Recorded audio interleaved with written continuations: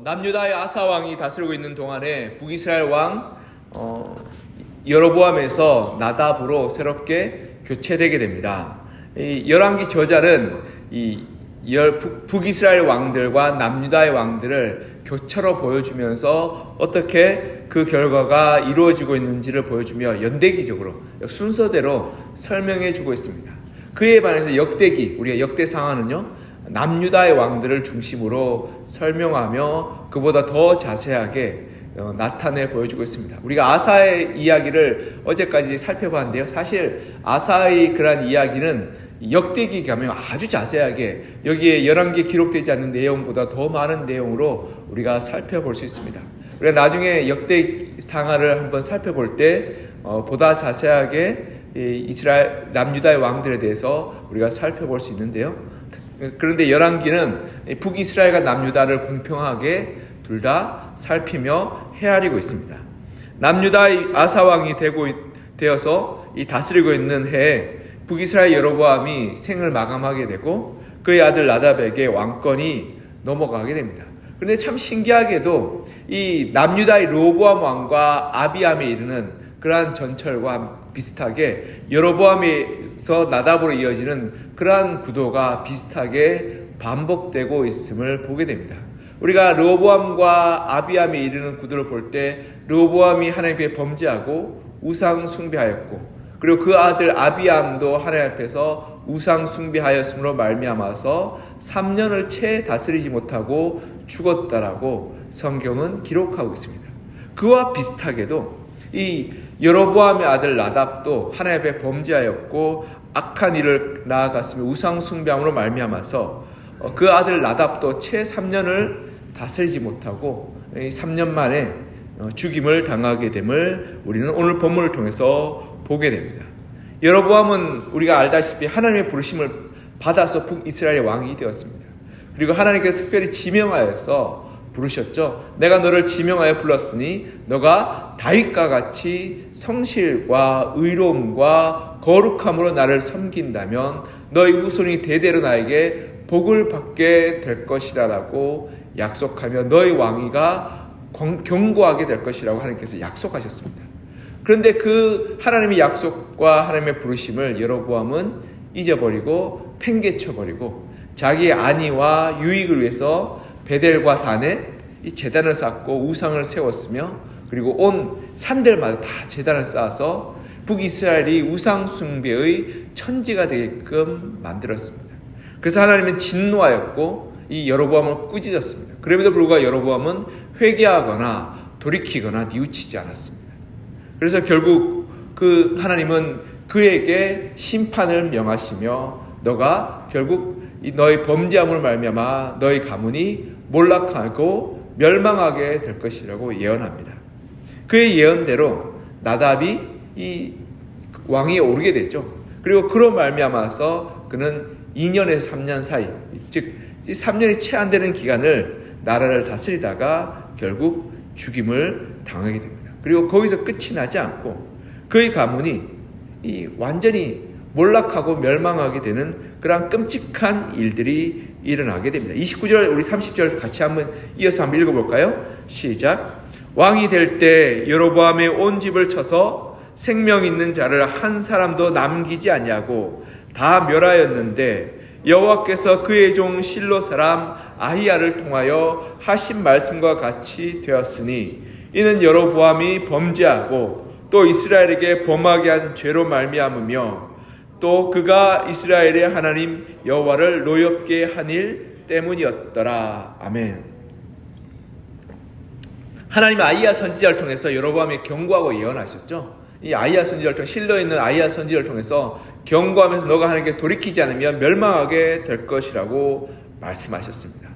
그리고 그 경고의 메시지로 여로보암이 돌이키고 뉘우쳤다면 하나님께서 그를 용서하셨을 겁니다. 그런데 악한 길로 가고 우상 숭배를 하게 되죠.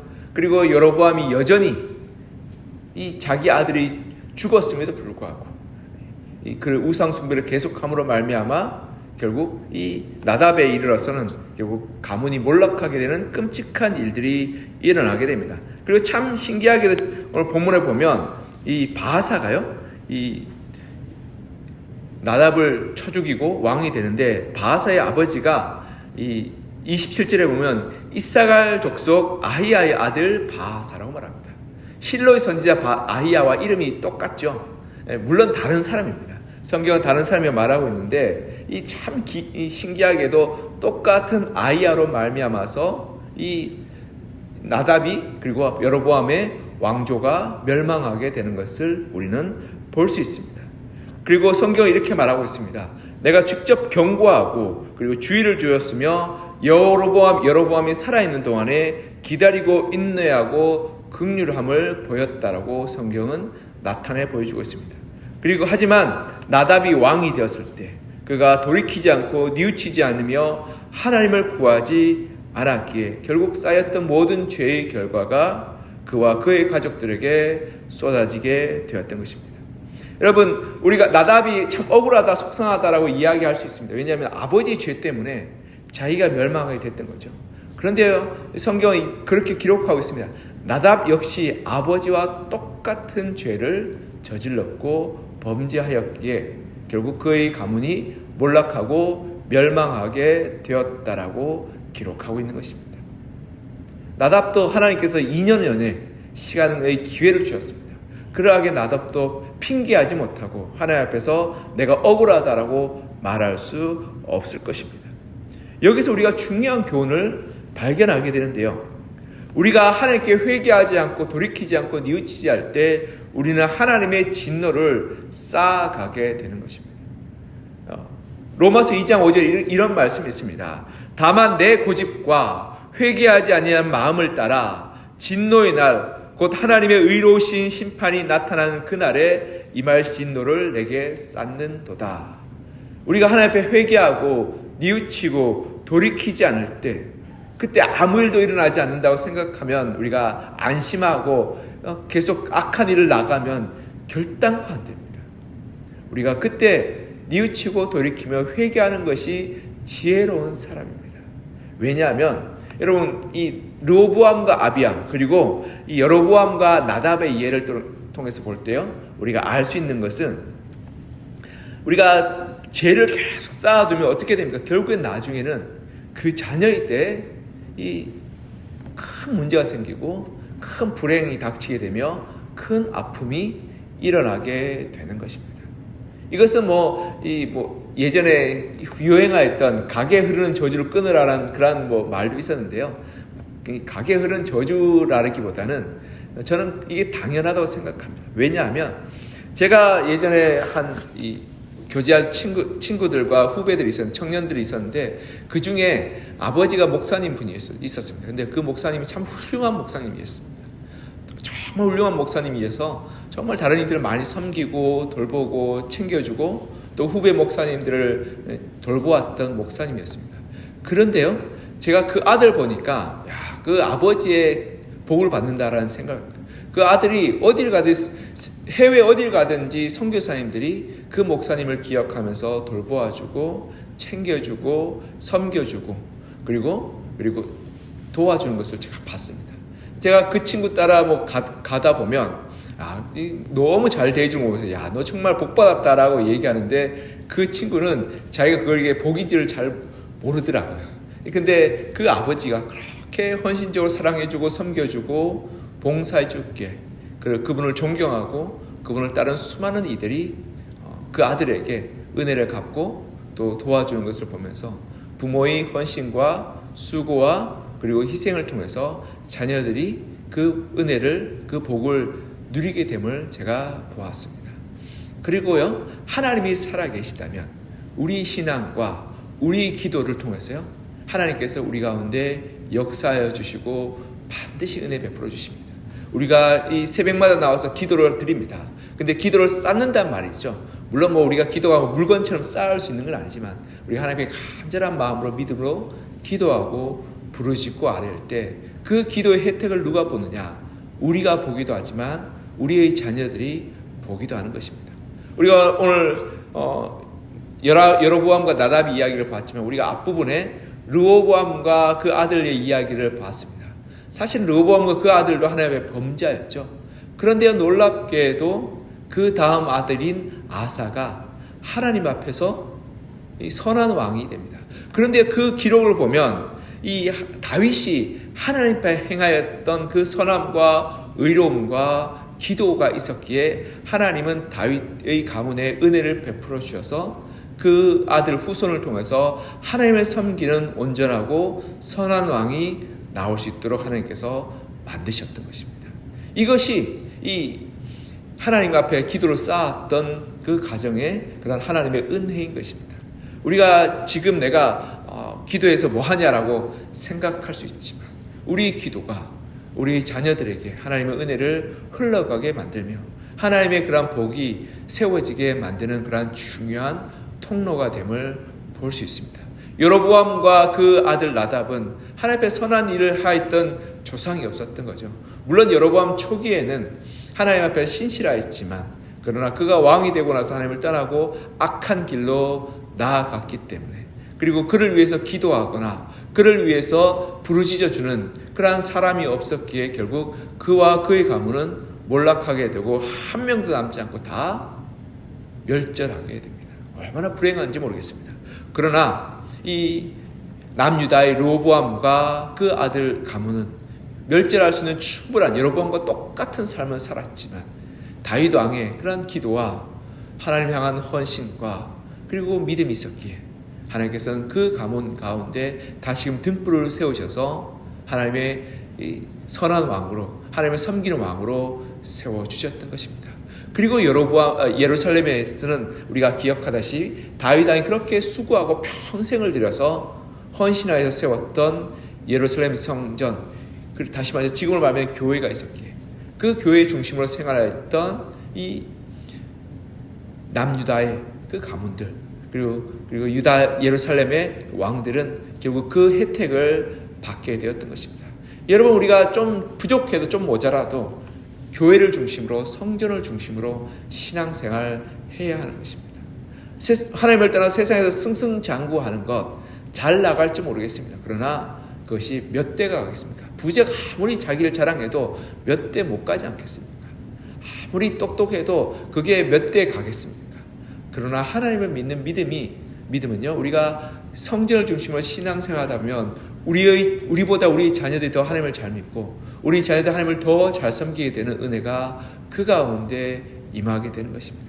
그리고 하나님을 섬기는 믿음이 흘러가게 될 때 우리가 우리의 자녀들에게 돈을 물려주고 지위를 물려주고 사업체를 물려주는 것보다 더 큰 하나님의 복을 물려주는 그러한 귀한 은혜가 흘러가게 되는 것입니다. 우리가 그러하기에 우리가 하나님 앞에서 올바르게 신앙생활을 하여야 할 것입니다. 우리가 하나님 앞에 진노를 쌓지 말고 불의함으로 살지 말고 우리가 하나님의 긍휼하심과 불쌍히 여기심을 우리가 사모하면서 날마다 회개하고 돌이키며 그리고 뉘우쳤으면 좋겠습니다. 사랑하는 성도 여러분, 하나님은 우리를 향하여 인내하고 기다리고 계십니다. 긍휼한 마음으로 우리가 돌아오기를 바라고 계십니다. 그때 우리가 하나님께 돌아가서 기도하고 하나님을 찾고 구하며 뉘우치게 될 때, 그리고 하나님 앞에서 기도의 재난을 쌓으며 간절한 마음으로 기도하게 될 때 내가 복받는 것뿐 아니라 누가 복받는다고요? 우리 다음 세대들, 자녀들이 복을 받습니다. 자녀들이 하나님의 은혜를 누리게 됩니다. 내가 하나님 앞에 간절한 마음으로 눈물로 기도하고 재단을 쌓고 그리고 기도의 재단을 우리가 쌓아 나갈 때 결국 내가 하나님의 은혜를 누리기도 하지만 그 기도의 혜택을 우리의 자녀들이 받을 수 있게 되는 것입니다. 그러하게 하나님이 우리에게 마음에 주시는 영적인 부담과 회개의 촉구에 귀를 기울여서 하나님께 나아가 기도하고 회개하고 뉘우치며 그리고 하나님의 말씀에 순종하여서 기도의 재단을 쌓아 나가시는 그러한 여러분과 저가 되기를 시장 간절히 소망하며 축복합니다. 또 한 가지 우리가 알아야 할 것은 하나님께서 우리에게 기회를 주시고 있다는 사실입니다. 나답은 북이스라엘 왕이 된 이후에 이 멸망이 바로 찾아오지 않습니다. 한 3년 정도 하나님께서 기다려 주십니다. 즉 그에게 일어났던 모든 불행과 그리고 멸망은 그의 책임이요 그의 판단의 결과인 것입니다. 즉 그의 아버지가 아무리 큰 죄를 저지르고 큰 잘못을 범하였다 할지라도 나답이 그 길을 따라갈 이유도 그리고 목적도 없습니다. 그는 아버지와 다른 길을 갈 수 있는 성인이었고 또 자기의 모든 것을 자유롭게 결정할 수 있는 왕이었던 것입니다. 내 삶의 주인이 나인 것처럼 그도 북이스라엘 주인으로 행하였던 거죠. 그러하기에 오롯이 그의 삶과 그의 신앙의 책임은 나답에게 있었던 겁니다. 사랑하는 성도 여러분, 우리 부모님이 어떻게 살았든지 우리 가족이 어떻게 살든지 간에 우리 신앙의 책임은 누구에게 있습니까? 나에게 있습니다. 내가 하나님을 올바르게 믿고 하나님을 올바르게 섬기게 될 때 그 은혜와 그 복의 결과를 내가 얻을 수 있는 것입니다. 그러나 우리가 상황과 환경과 가족과 다른 이들을 핑계하게 될 때 오늘 본문의 나답처럼 결국 안타까운 끝으로 삶을 마감하게 되는 것입니다. 하나님의 심판은 언제 임할지 모릅니다. 하나님의 마지막 때가 언제 우리에게 내려질지도 모릅니다. 내일일 수도 있고 다음 달일 수도 있습니다. 그러하게 우리가 하나님의 마지막이 찾아오기 전에 속히 회개하고 돌이켜서 하나님을 찾고 구하여서 하나님의 은혜를 맛보는 그러한 믿음으로 살기를 소망합니다.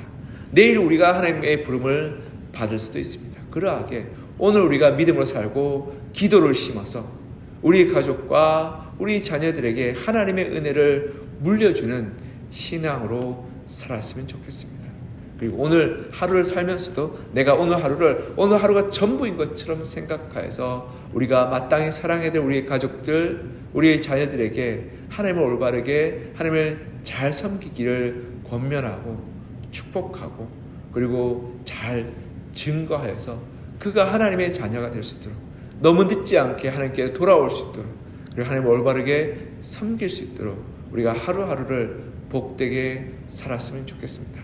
나답은 자기의 삶이 그렇게 짧게 2년, 3년도 채 안 된 삶을 살고 갈 줄을 몰랐을 겁니다.